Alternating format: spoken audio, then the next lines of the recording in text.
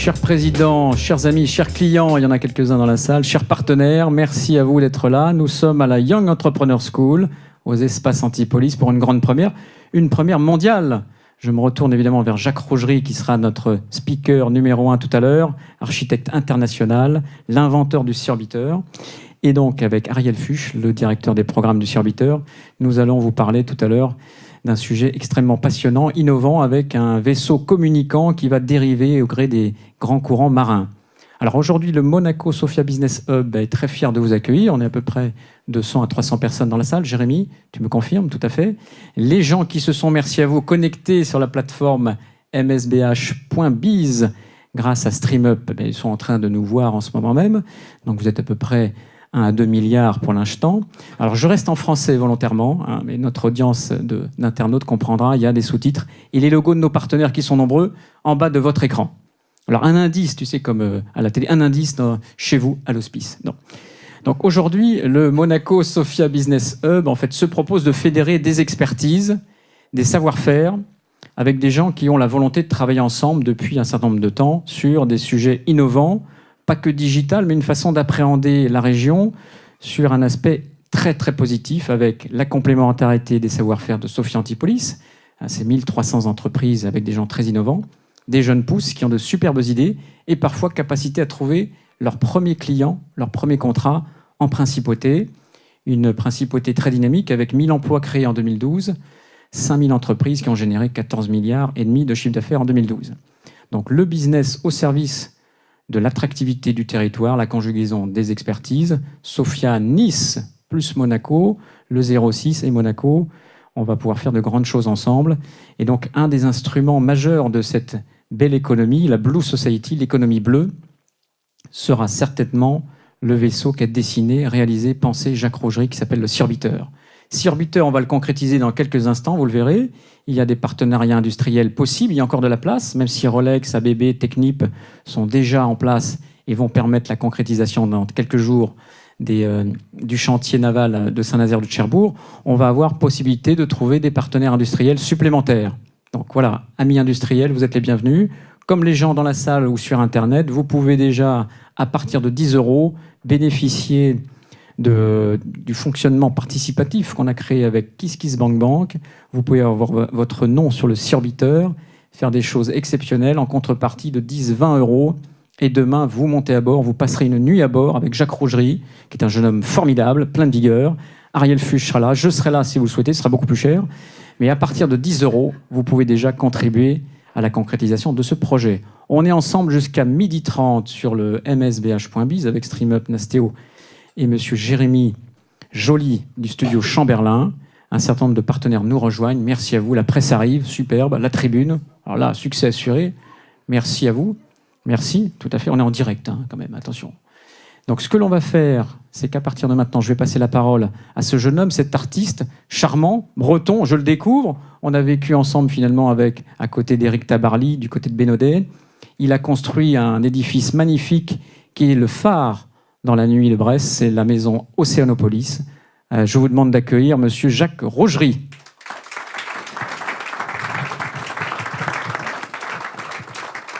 Merci, bonjour. Merci à vous tous et merci aux organisateurs. Alors moi, je veux vous amener dans un monde qui est une réalité. Je suis un rêveur, mais comme je dis souvent, un rêveur extrêmement pragmatique. J'aime que les rêves se réalisent. Alors, le plus grand des rêveurs qui, il y a un siècle, avait déjà imaginé ce futur de notre société qui était en train de naître à travers les technologies. Il y a un siècle, c'était Eiffel, c'était le début de l'aviation, du chemin de fer, des voitures, des paquebots à vapeur, ainsi de suite. Et lui, il a imaginé d'aller plus loin, d'aller soit sur la Lune, soit d'aller avec le Nautilus sous la mer. Donc, il faut des symboles. Ce symbole fort qui était le Nautilus nous a porté pendant un siècle. Et c'est comme ça qu'on va arriver à Surbiteur. Mais avant de parler de Surbiteur, il faut prendre conscience de ce que représentent ces grands enjeux. Ce n'est pas du rêve. On est en plein dedans. On est en plein dans une mutation. Notre société planétaire rentre dans la Blue Society. La Blue Society, ce n'est pas un jeu de mots. C'est une réalité. C'est la Blue Economy. La Blue Economy, c'est l'audace. C'est ce qui reste à la planète, c'est ce qui reste à l'innovation. Et c'est la même chose que ce qui s'est passé il y a 30 ans, 40 ans avec l'espace. L'espace a démarré quasiment en même temps que le monde sous-marin, vous allez voir, mais l'espace, ça a été plus vite pour des tas de raisons. Le monde sous-marin, maintenant, là, on prend conscience qu'il faut y aller. Mais il faut y aller, il faut prendre d'abord quelques chiffres rapides. L'océan au cœur du fonctionnement de la planète bleue. Vous avez les chiffres. L'océan, encore très, très largement méconnu. Vous y trompez pas, on ne connaît quasiment rien de ce que représentent les grands enjeux de l'océan. Il y a tout à découvrir. Un petit chiffre, deux petits chiffres. 71% de la surface de notre planète, c'est l'océan. Mais on parlait de Tabarly, c'est la surface. L'épaisseur d'eau moyenne de l'ensemble de cette surface, 3,5 km. Il y a juste un petit chiffre, je ne sais plus où il est là-dedans, c'est 10 000 montagnes sous-marines à découvrir. Voilà, c'est les problèmes évidemment de climat, ainsi de suite, donc d'oxygène, c'est la biodiversité. Alors, comment y aller ?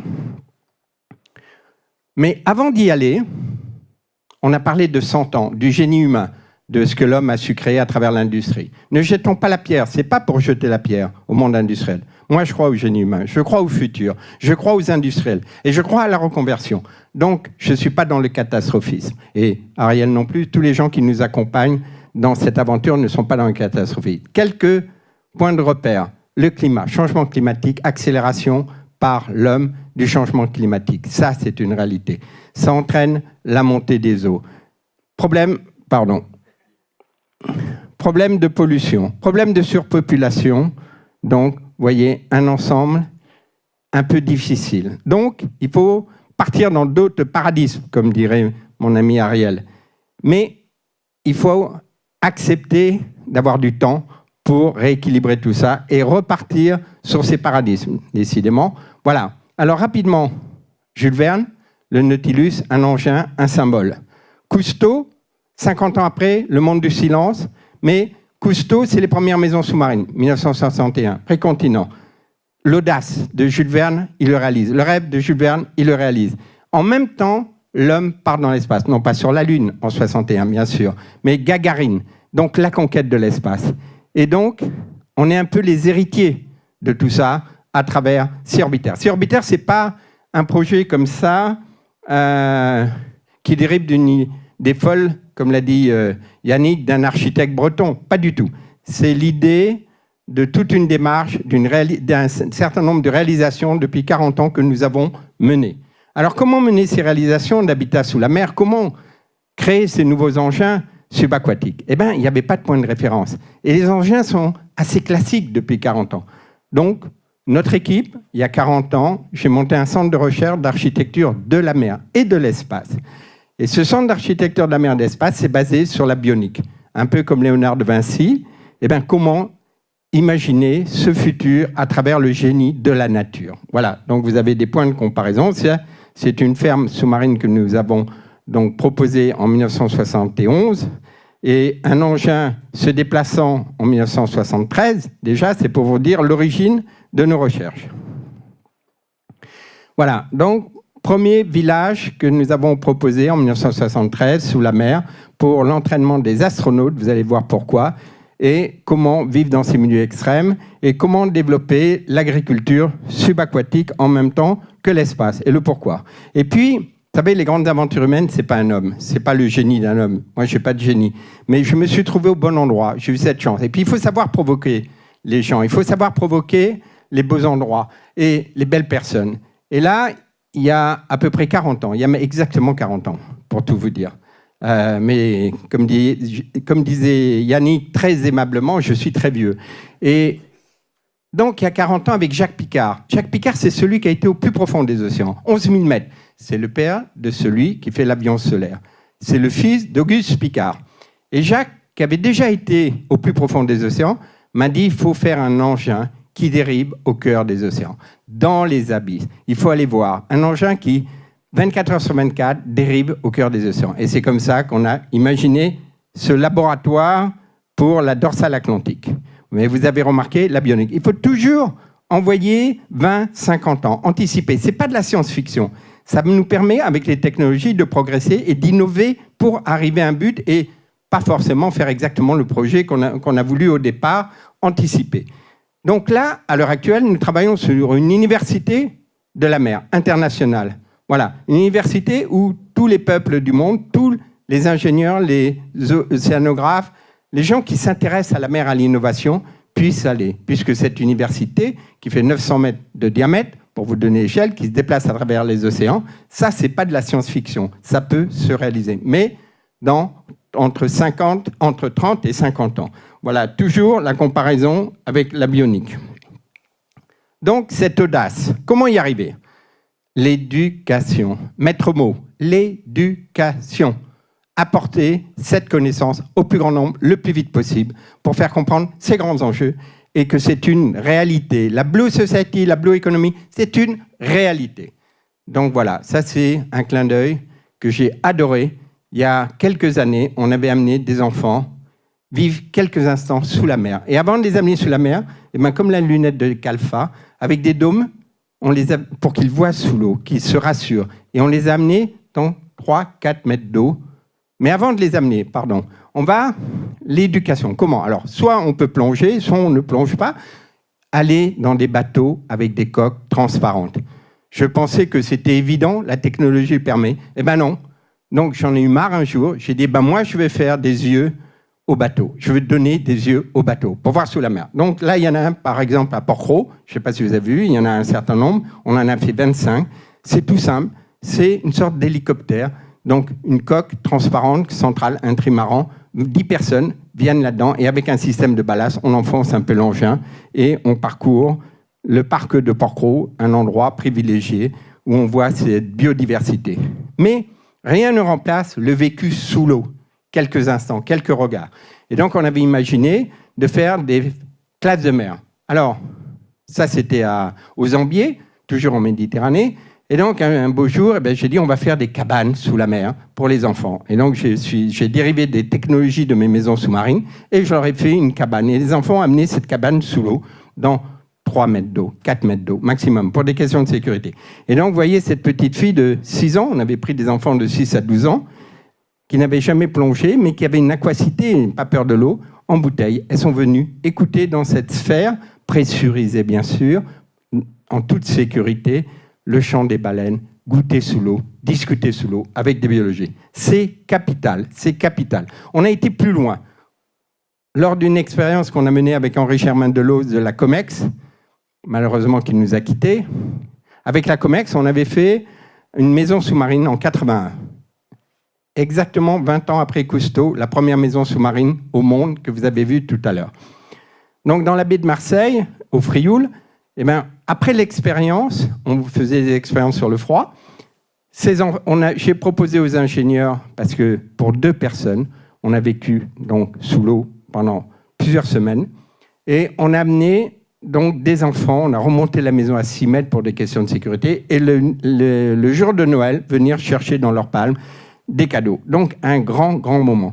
Mais cette civilisation du monde sous-marin qu'on appellera les mériens, il faut les accompagner comme les astronautes à travers une culture, des activités culturelles et artistiques très fortes. Sans ça, vous ne ferez pas l'homme sur Mars. C'est ce que dit la NASA, c'est ce que disent les Russes surtout, et c'est ce que nous on dit par rapport au monde sous-marin des mériens. Alors, toujours cette éducation, toujours, qui est capitale, cet ancrage. C'est pas une mode d'aller sous la mer, c'est pas une mode d'aller dans l'espace, c'est une réalité sociétale. Eh bien, on a fait Océanopolis. Merci Yannick, mon cher confrère breton.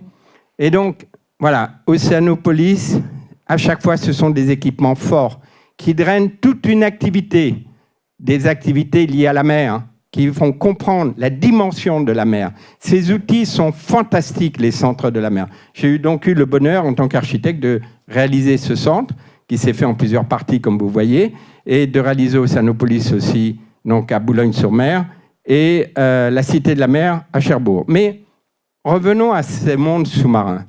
Et donc, avant d'arriver à Sea Orbiter, avec Jacques Picard, on s'est dit quand même, il faut aller voir, il faut aller voir. Mais le problème, c'est les sceptiques. Et Dieu sait qu'on est sceptique en France, et Dieu sait qu'on a plein d'idées. Ça, c'est le moins qu'on puisse dire.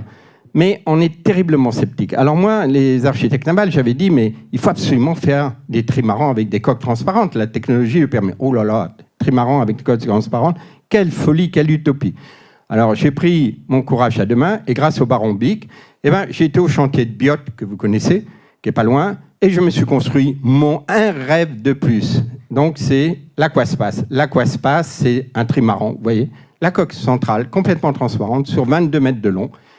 Et donc, je l'ai construit. Oh là là, on a dit ça va couler, ça va jamais marcher. Un beau jour, j'en ai eu marre. Je suis parti du Mont-Saint-Michel, j'ai traversé l'Atlantique, j'ai gardé 7 ans. 7 ans extraordinaires d'expédition. Je vous le donne en 1000. Le scepticisme de certains scientifiques, ils n'ont pas participé aux expériences, très peu français, mais allemands, belges, américains, n'en parlons pas, canadiens et anglais, ont participé à différentes expéditions. Mais ça, c'est juste un petit clin d'œil sans amertume de ma part. Alors, il faut aller encore plus loin. On a donc réalisé, vous voyez, des maisons sous-marines. Ça, c'est ma première maison sous-marine qui est au Japon. Nouvelle génération d'habitat sous-marin, je ne serai pas trop long. Et puis, on a fait d'autres maisons sous-marines avec la COMEX, donc au large de Marseille. Vous voyez, c'est l'expérience. Donc, pendant décembre 89. Et cette similitude très, très importante entre le monde de l'espace et le monde sous-marin. Cette similitude, elle est aussi bien dans tout ce qui est technologie, innovation, l'audace. L'homme aime se surpasser. Et on est très, très proche. Pourquoi ? Parce qu'on vit dans des conditions extrêmes.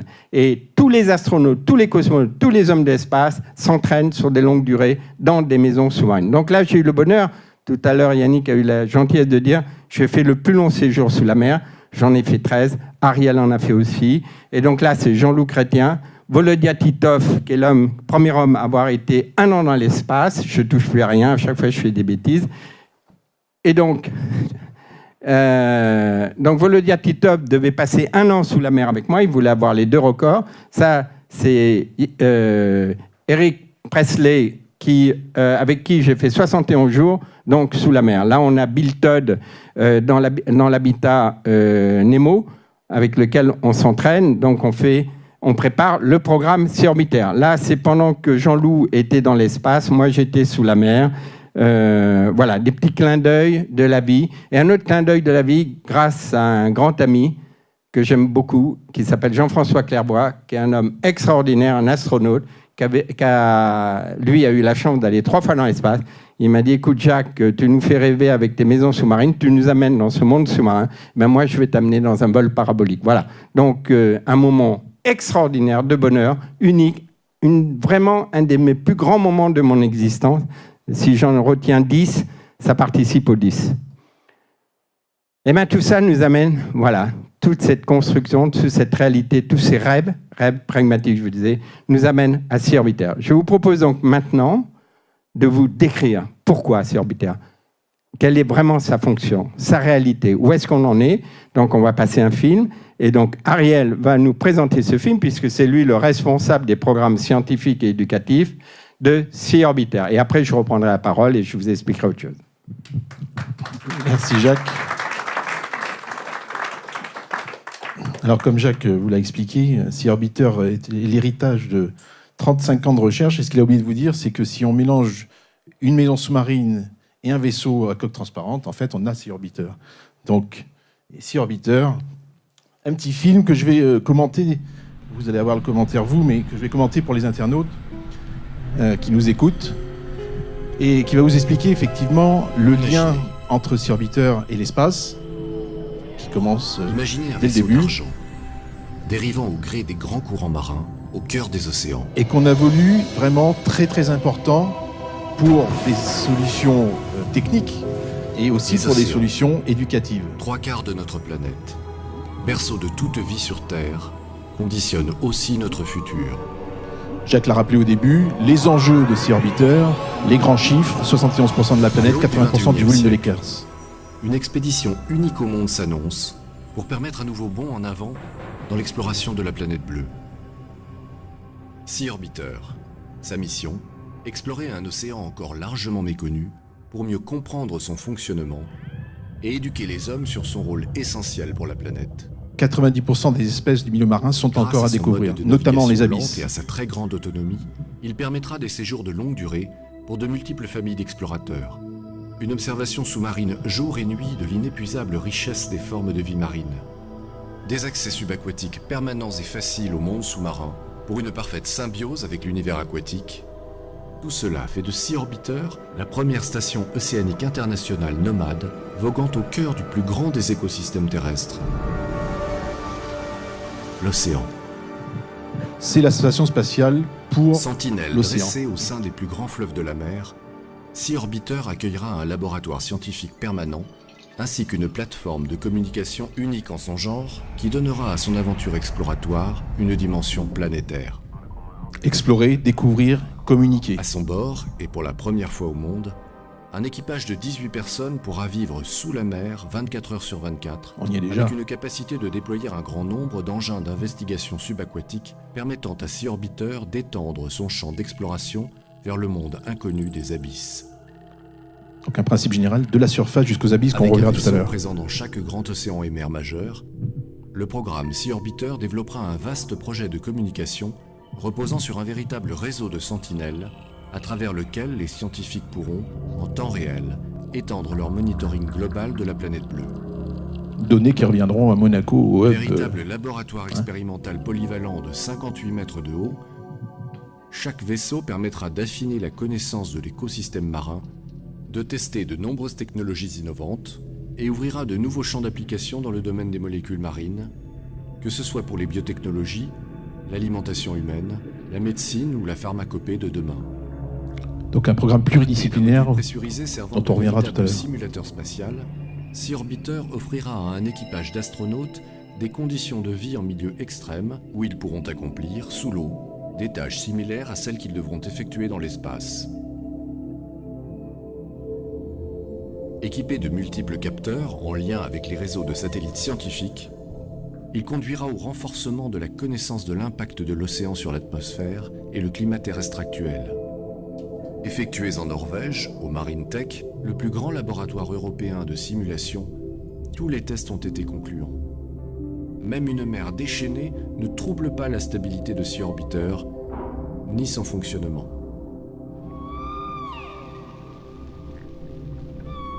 Porteur de l'esprit d'aventure qui habite l'humanité, Sea Orbiter a été conçu pour renforcer les nouveaux rapports entre l'homme et l'océan et pour servir de support à un vaste projet éducatif devant permettre aux futures générations de mieux répondre aux enjeux planétaires de demain. Car c'est de l'océan que naîtra le destin des civilisations à venir. Alors, comme Jacques vous l'a dit tout à l'heure, la liaison, effectivement, avec Sea Orbiter se fait à travers deux grands thèmes.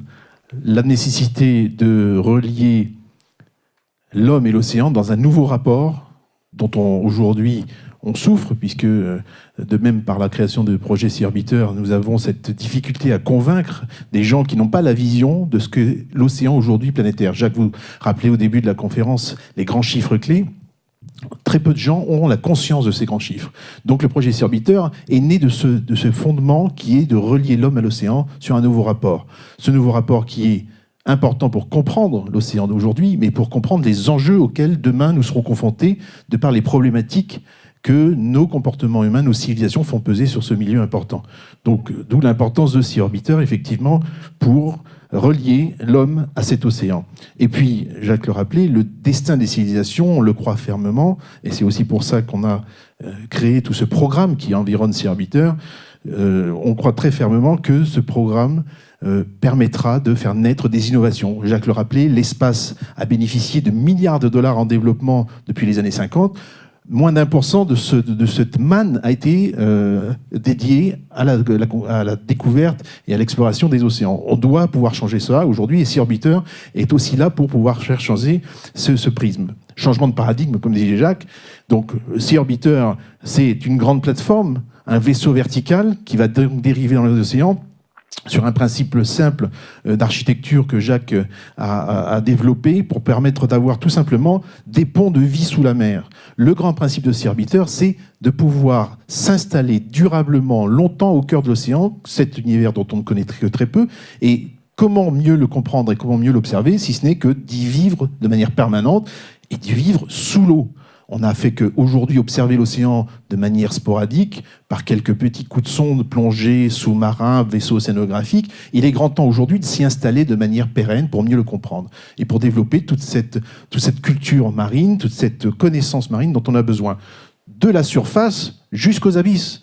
Les enjeux sont à la fois dans la compréhension des mécanismes qui se passent au-dessus de la surface, à l'interface de l'océan et de l'atmosphère, là où effectivement les enjeux du réchauffement climatique sont les plus forts, et puis effectivement de pouvoir descendre à tous les étages par des moyens humains, des moyens robotisés, jusqu'à des moyens de grande profondeur qui vont nous permettre vraiment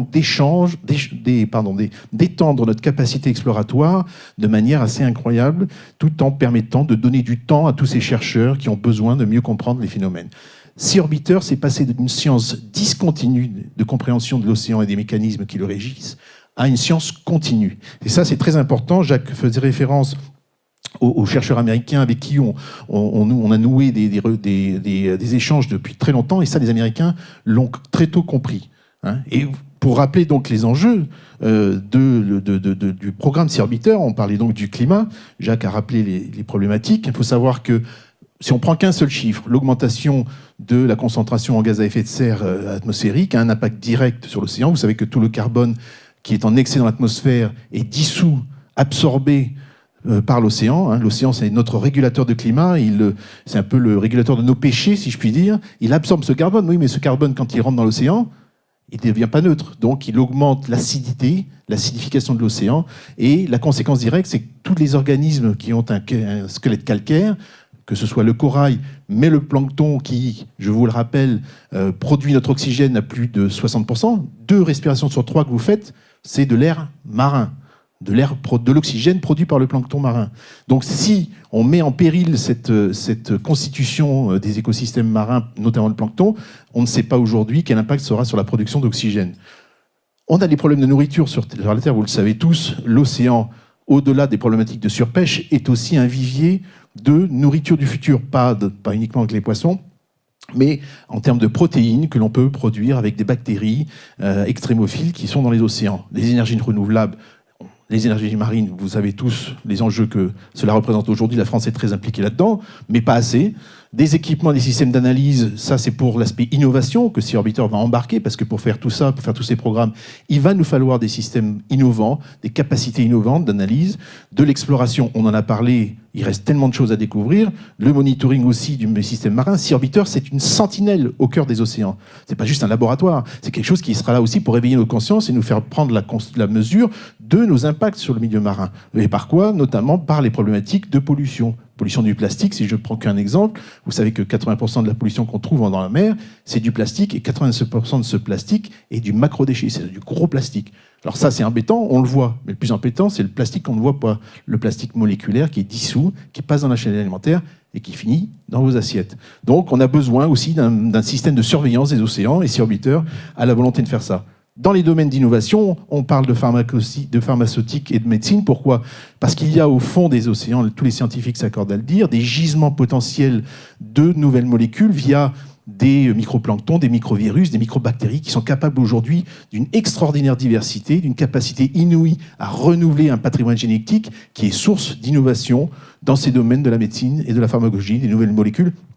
Je vous rappelle que d'ores et déjà, la ZT qui soigne le sida est produit par une molécule marine, et un corail. Il y a beaucoup de molécules anticancéreuses qui sont produites par les éponges. Il y a, tous les scientifiques s'accordent encore une fois à le dire, beaucoup de gisements, de promesses d'avenir. Et les ressources minérales, bien entendu. Vous savez que toutes nos ressources minérales ici, alors tout le monde a des smartphones ici ou des tablettes. Et bien ça, il y a une composante essentielle qui est la terre rare, aujourd'hui qui est en disparition complète, si ce n'est en Chine, pour le niveau terrestre. Et bien il y a des gisements au fond de l'océan de terres rares dont on sait aujourd'hui pouvoir les exploiter parce que la technologie a beaucoup avancé depuis les années 80 qu'on travaille dessus. Et que la courbe, je dirais, d'investissement des outils et du coût de la matière première se sont croisés au bénéfice de l'exploitation de ces ressources, à condition, bien entendu, qu'on soit capable de le faire de manière raisonnée et raisonnable, ce qu'on n'a pas forcément su faire sur le milieu terrestre. Donc, Sea Orbiter, on le disait aussi dans le film, c'est un grand réseau international. D'abord parce qu'on a, in fine, la volonté de faire plusieurs Sea Orbiters pour qu'ils puissent se parler et travailler ensemble dans chacun des grands océans pour bien comprendre les enjeux qui sont effectivement propres à chaque océan, mais propres à l'océan mondial, puisque, vous savez, il n'y a qu'un océan mondial. Et puis cette capacité aussi à diffuser cette compréhension, cette connaissance et à faire participer le grand public à cette aventure via des réseaux de satellites, via des partenaires communication comme Monaco Télécom, et grâce aussi à de nombreux partenaires à la fois scientifiques et éducatifs répartis dans le monde entier, et avec lesquels aujourd'hui on a constitué une constellation de savoir, de connaissances et de partage de connaissances. On en parlait aussi des grands partenaires bien entendu industriels qui nous accompagnent, des partenaires financiers. Il reste encore de la place, Yannick le disait, hein, on attend encore quelques partenaires pour compléter notre enveloppe de financement et pouvoir enfin lancer la construction de Sea Orbiter dès le milieu de l'année prochaine. Donc n'hésitez pas, si vous pensez que vous pouvez être de cet calibre, n'hésitez pas à venir rejoindre le club de Sea Orbiter et en tout cas participer avec nous à cette première grande expédition en Méditerranée qui partira de Monaco, donc pas très loin d'ici, sous les auspices du prince Albert II, à bord, qui a souhaité effectivement être le premier explorateur. Et puis, après, une grande expédition qui durera plusieurs années au cœur de l'océan Atlantique pour cette première navette, comme on verra, après la première mission en Méditerranée. On rappelait les liens avec Monaco, ce qui me permet de repasser la parole à Jacques, puisque c'est presque un enfant aussi de Monaco. Non, n'exagérons pas.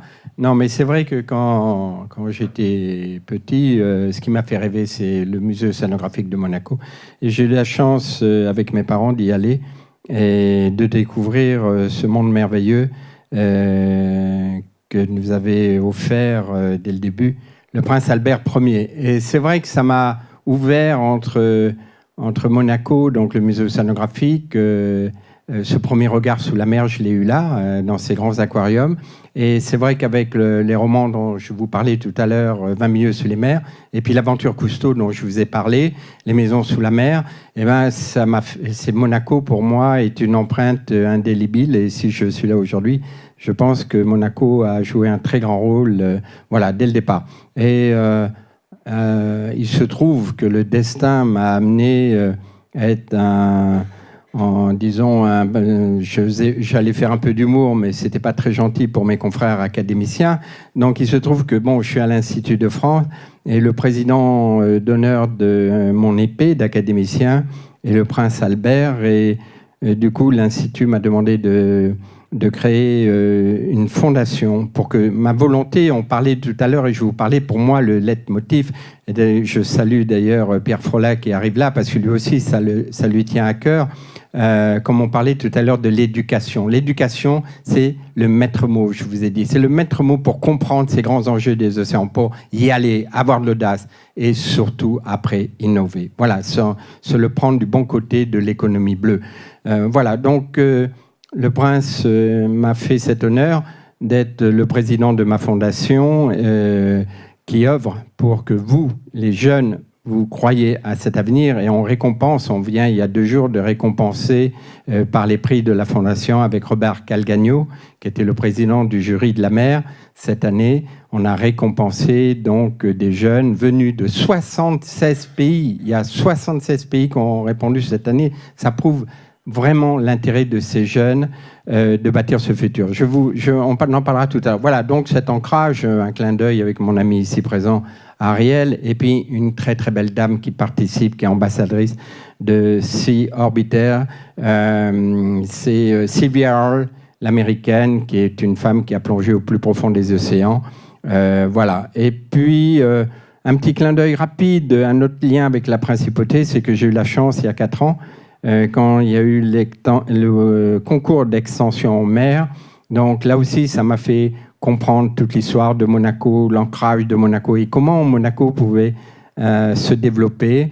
C'est sûr que la mer peut jouer un rôle essentiel. Et la volonté du prince à l'époque, et toujours d'ailleurs plus que jamais, c'était que cette extension soit exemplaire sur le développement durable. Donc, on avait pris l'engagement de faire un projet exemplaire à énergie positive. L'ensemble du projet était à énergie positive, l'énergie venant du soleil, du vent et évidemment des masses d'eau donc de la mer. Voilà, donc c'est un clin d'œil qui justifie. Alors, une autre chose qui est importante, c'est ne jamais oublier que c'est le prince Albert Ier de Monaco qui nous a ouvert ce regard, cette réalité sur ce que représentent ces grands enjeux. Donc voilà, tout ça pour vous dire le pourquoi de Monaco et la fondation que nous avons avec le prince Albert, donc ma fondation, si je puis me permettre, à l'Institut de France, où on récompense donc des jeunes on croit au génie humain, on croit en ces jeunes, il faut y aller, il faut y croire, mais avec d'autres modes opératoires sur le développement durable, avec d'autres principes. Voilà, merci. Et maintenant, nous passons aux questions, si vous voulez. Pierre, viens nous rejoindre, s'il te plaît, on parlait de toi.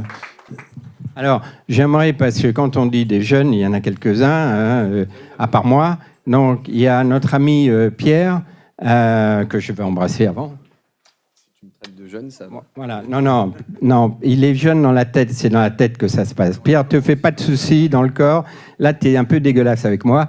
Donc, dans le corps, j'insisterai pas. Dans la tête, je suis aussi jeune que lui. C'est pour ça que nous allons faire de très belles choses avec Pierre, avec ce sea orbiter qui va être ancré dans l'histoire de Monaco. Mais j'aimerais qu'on fasse participer donc Margot Claret, qui est aussi une monégasque et qui vient avec nous parce que elle fait le trait d'union. Elle a une audace incroyable.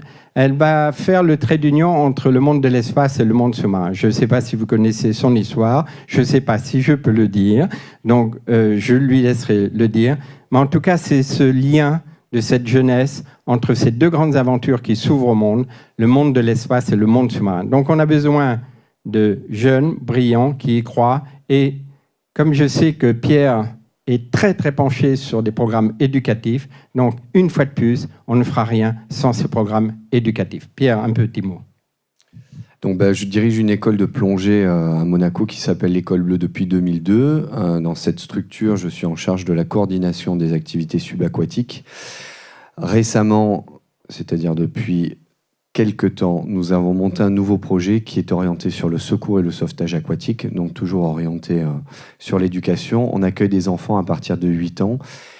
Et donc mon travail et mon implication depuis que j'ai arrêté ma carrière d'athlète, j'étais apnéiste au fait, je descendais au fond de la mer, pardon, c'est d'enseigner la plongée, d'utiliser un outil, la plongée notamment, qu'elle soit en apnée ou en bouteille, pour pouvoir véhiculer certaines valeurs. Des valeurs telles que le courage, l'humilité, l'abnégation, le partage et bien d'autres. Et ce sont des valeurs que nous inculquons, que nous proposons à des enfants de 8 ans pour faire en sorte que ces enfants qui sont des terriens deviennent petit à petit des mériens et ensuite des éco-citoyens. Ces éco-citoyens, ensuite, deviennent des ambassadeurs et ils parlent non pas aux générations futures parce que c'est leur génération, donc ils parlent à la génération présente, la leur, en utilisant leur code de communication, des enfants qui parlent aux enfants pour pouvoir faire passer des messages sur la protection de l'environnement, sur le tri des déchets, sur l'économie de l'eau douce, et ainsi de suite. Un outil comme le Sea Orbiter est un outil qui va permettre de faire le lien direct d'un point de vue palpable, scientifique, médiatique aussi, un lien direct entre ces générations-là, leur permettre de toucher du doigt et de comprendre, d'avoir des outils pour ensuite pouvoir transmettre l'information. Donc, soutenez-nous, parce que c'est vraiment très, très important. C'est pour nous, pour nos enfants, et pour le fait que, plus tard, on puisse vivre dans un monde qui était aussi bien qu'avant. Voilà. Et je crois qu'il faut qu'on parle avec toi, parce que tu vas partir dans l'espace dans très peu de temps, c'est ça ? Bonsoir, bonjour. Ok, bon, j'avais rien prévu, je sais pas trop de quoi faut que je parle, mais tu vas comme ça. voilà. Okay. Non, mais voilà, moi je suis inscrite avec Virgin Galactic, donc d'ici 2 ans, je vais partir dans l'espace avec eux. Et on a commencé à parler aussi avec Jacques Rougerie pour pouvoir m'aider à me préparer là-dedans, à me faire plonger aussi, parce qu'il sait que j'ai une phobie de l'eau et qu'il veut me faire plonger pour que ça m'aide aussi à enlever ça et surtout à me préparer. Et donc voilà, moi, je fais plein de rencontres. J'ai rencontré Jean-François Clairvoy aussi à Paris, qui m'a donné des bons conseils pour l'espace. Et je sais que voilà, maintenant, je me rends compte vraiment du lien qu'il y a entre l'eau et l'espace, alors qu'au départ, c'est vrai qu'à première vue, on n'a pas vraiment l'impression qu'il y a un vrai grand lien. Et maintenant, on se rend vraiment compte que voilà, c'est complètement lié, que pour pouvoir réussir bien, que ce soit dans l'espace ou dans l'eau, il faut avoir besoin de l'autre. Et donc, grâce à Sea Orbiter, moi, je vais pouvoir voir les deux. Voilà. Je vous propose de militer sur ce concept, l'océan antichambre de l'espace, pour donner la parole à la salle d'abord, et puis aux internautes qui ont quelques questions, paraît-il. Donc, eh bien, qui veut ouvrir le bal des questions ? Dans la salle ou internautes d'abord ? Allez, on commence à les internautes, les salles n'est pas prête. Oui, bonjour. Donc, on a des questions des internautes, dont l'une d'elles de Guillaume Ardoise, qui vous demande: avez-vous considéré à bord l'utilisation, la conversion de l'énergie thermique des mers, permettant la génération d'air conditionné pour les zones tempérées et la génération d'électricité pour les zones tropicales ? Oui, alors, il est sûr que c'est une énergie extraordinaire, mais Sea Orbiter, malheureusement, on l'a envisagé avec des CNS pour voir comment on pourrait éventuellement, puisqu'on dérive, donc on pouvait mettre un grand tuyau, mais ça demande une logistique qui n'est pas du tout adaptée à Sea Orbiter, malheureusement. Trop lourd. Je rappelle que Sea Orbiter est un petit engin, c'est un gros chalutier, mais ça reste un petit engin. Donc on est parti sur d'autres formes d'énergie renouvelable, comme une peau solaire. Je vous rappelle que Planète Solar, qui est le navire qui a fait le tour du monde il y a 2 ans, avait une surface de 360 mètres carrés. Nous, on a une surface solaire de cette peau de, si on revient sur Sea Orbiter, voilà ici, de 340 mètres carrés. On a 2 grandes éoliennes de nouvelle génération à haut rendement qui nous apportent aussi de l'énergie. On a une série de capteurs le long de ces flotteurs. Quand on monte à la houle, on a une hélice à l'horizontale. C'est le Marine Tech qui nous a mis ça au point. Donc, ils se mettent en charge. Et quand on descend à la houle, dans l'autre sens. Et même avec de très faibles houles, le rendement est extrêmement intéressant. Voilà. Donc, par contre, je rappelle, donc, ça crée l'ensemble de l'énergie pour le fonctionnement interne de Sea Orbiter. Mais dès que Sea Orbiter veut se déplacer, donc changer de courant, changer de cap, aller dans une direction pour X raison de programme. Donc on a 2 énormes propulseurs que nous a mis au point ABB, avec des hélices, je vous donne l'échelle de 4,50 m de diamètre, qui sont très très lentes. Et l'alimentation, c'est des groupes électriques, mais l'alimentation d'origine, c'est le biofuel algal qu'on est en train donc d'étudier avec EADS. Voilà l'ensemble. Malheureusement, donc, on aurait pu en effet aller chercher l'énergie thermique des mers. D'accord, merci beaucoup. Une autre question de Béa. Comment le vaisseau est-il alimenté en oxygène ? Alors, attention, pas de confusion. On peut avoir la coupe rapidement. Ariel, toi qui es le... tu sais... Ah ben voilà, ça tombe bien. Elle est là. Alors, je rappelle rapidement que l'ensemble de l'équipage, les 18 personnes, il y aura 22 personnes sur le programme méditerranéen que nous allons faire à partir de Monaco et revenir à Monaco pendant 1 an. Les 22 personnes sur le programme de Monaco, donc des programmes de relativement courte durée, vont vivre essentiellement sous la mer, à travers ces ponts dont on parlait tout à l'heure. Mince, j'ai fait une bêtise. Voilà. Mais pourront revenir, ils sont en pression atmosphérique, donc comme ici. Donc ils peuvent remonter vers la surface où il y a le poste de commandement, vers les groupes donc, de production d'énergie qui sont au-dessus de l'eau, parce qu'on a oublié de vous dire tout à l'heure, on regarde sous l'eau 24 heures sur 24. Le regard est essentiel. Mais ce qui est important, c'est l'écoute. Le plus important, c'est l'écoute. Donc, il ne faut pas de bruit, d'interférence. Donc, les groupes sont en haut. Alors, on a une base en saturation. On est en équipression. Voilà, à moins de 12 mètres.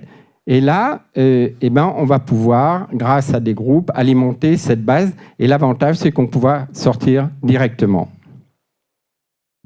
Alors on me fait signe malheureusement qu'il faut qu'on écourte cette... Encore une question. Alors encore une question. Merci Yannick. Trop bon. Donc une dernière question de Plaisir de la mer qui me demande quel sera le pavillon de Sea Orbiter ? Des opportunités d'emploi sont-elles encore possibles ? Et des passages à bord seront prévus, tel Tara. Merci de vos réponses. Et c'est une personne qui vous suit lors de vos passages à Marseille, notamment lors du Festival de la photo sous-marine, et qui vous remercie d'avance. Ben, le pavillon sera européen. C'est vrai que vous parlez de Tara. Pour nous, c'est une expérience extraordinaire. On adore Tara. C'est vraiment une très, très belle expérience qui vient de se terminer, là, il y a quelques jours. Et c'est un peu comme Tara, sauf que nous, on est sous la mer. Eux, ils sont au-dessus. C'est un bateau qui a fait de très, très belles choses. Et donc, on va diffuser au plus grand nombre. C'est ce qu'on vous a dit. Donc, les gens viendront quand on fera escale à Monaco ou dans d'autres villes littorales, viendront à bord, pourront visiter. Les scientifiques, notre ami Pierre sera là pour expliquer aux jeunes et aux moins jeunes ce que représente cette éducation, pourquoi il faut aller sous la mer, pourquoi il faut comprendre ce monde et pourquoi il est accessible, et la plongée, l'apnée ou en plongée en scaphandre. Voilà, c'est un outil, une fois de plus, d'éveil éducatif pour faire prendre conscience que l'homme peut aller, que la nouvelle génération et surtout le futur, les hommes vont aller dans l'espace, les hommes vont aller sous la mer. On ne va pas vivre définitivement sous la mer, mais on va y vivre quelques instants, et surtout, c'est un immense réservoir d'espoir, mais il faut le gérer autrement que ce qu'on a fait jusqu'à maintenant. Merci beaucoup. Encore une question ? D'accord. Alors, Mais une question où j'aimerais que nos deux amis puissent répondre. Ah. Éducation ou compréhension du monde sous-marin ? S'il y en a. Alors, je cherche. Dans la salle, peut-être. Chaque escale, vous allez avoir 2 micros, s'il vous plaît.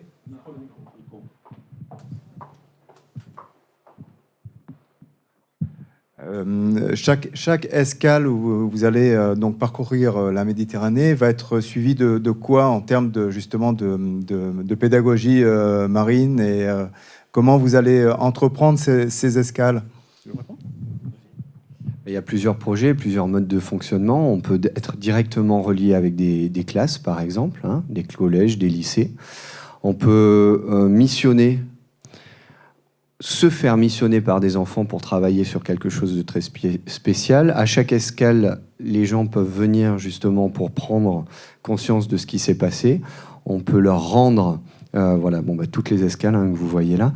On peut bien entendu rendre compte des projets en cours, des résultats que l'on a trouvés ou de ce que l'on espère.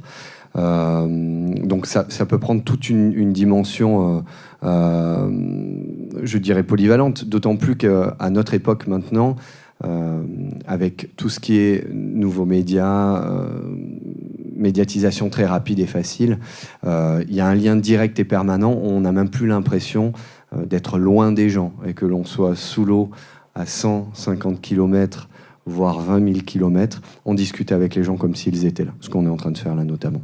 Donc voilà, c'est ça, il y a plein de programmes qui vont se mettre en place, et ce qui est intéressant, c'est que les gens vont alimenter des programmes de recherche, vont alimenter des missions, et ça va venir, l'idée c'est que ça vienne du monde des jeunes en fait, que ce soit un réel pôle éducatif et pédagogique. Vous avez parlé de biocarburants pour alimenter les deux moteurs. Est-ce que ces biocarburants seront produits à bord, et de quel type sont-ils ? Oui, non, effectivement, aujourd'hui, on n'a pas la technologie pour produire ça à bord. En revanche, ce qu'on peut dire, Jacques disait tout à l'heure qu'effectivement, on travaille avec EDS sur un partenariat développé sur la base du biofuel algal. Bon, vous savez qu'aujourd'hui, certaines microalgues ont la capacité de produire de l'huile qui peut servir de carburant. Le gros problème, c'est qu'aujourd'hui, la technologie pour produire cette huile demande énormément d'énergie pour faire du cracking, pour extraire cette huile, et aujourd'hui on n'a pas la capacité de le faire. En revanche, ce qu'on peut faire à bord de Serviteur, c'est identifier des espèces qui sont meilleures productrices et peut-être qui vont libérer plus facilement cette huile, de manière effectivement à faire passer un cap à ce développement industriel en termes de biofuel algal. Et in fine, nous, on peut être le démonstrateur de cette utilisation de technologies, et peut-être que dans 20 ans ou 30 ans, on aura des petits craqueurs à bord qui permettront de faire effectivement, d'aller puiser du phytoplancton et de le craquer et faire de la production directe. Mais là, on est encore un peu dans la prospective. D'accord. Enfin, il y a des travaux qui sont faits en ce sens ici aussi, donc on pourra en discuter. Avec grand plaisir. Non, alors moi, par contre, au niveau des carburants, je peux vraiment pas vous aider. Non. Ah, vous avez une question, c'est ça? Pardon. Ah, c'est Yannick qui pose la question? Merci Pierre. Il a été très profond dans les océans. Exact, oui. On était en direct. Merci à StreamUp, évidemment. Donc, merci à WebTab Media, tous nos partenaires. Merci à Pierre Frolin. Tu as fait combien de kilomètres ce matin à pied pour venir en footing? 300 kilomètres à pied. Magnifique. Bravo. Quel athlète. Il sera membre de l'équipage, évidemment, au même titre que monsieur Antoine Perry et que son Altesse Sérénissime Alberto de Monaco. Merci à tous les internautes de nous avoir suivis jusqu'à présent. Merci à la Young Entrepreneur School. Merci de votre attention. Sur le seaorbiteur.com, évidemment, vous pouvez continuer à contribuer à ce projet à partir de 10 €. Hervé Mangot, vous avez déjà mis combien? 500 000 €, je crois. Magnifique, bravo. Vous serez membre de l'équipage. Merci beaucoup. Merci à tous. Merci à Jacques Rougerie, Ariel Fuchs, Margot Claret et à Pierre Frolat, l'apnéiste, quadruple champion du monde d'apnée. Magnifique. Quel âge as-tu? 15 ans, 16 ans? Regardez ces poumons, là. C'est magnifique, cette cage thoracique, là. Merci à tous. On se retrouve très vite pour concrétiser des affaires, une vision, partager des enjeux et à très vite sur Internet. Merci à tous.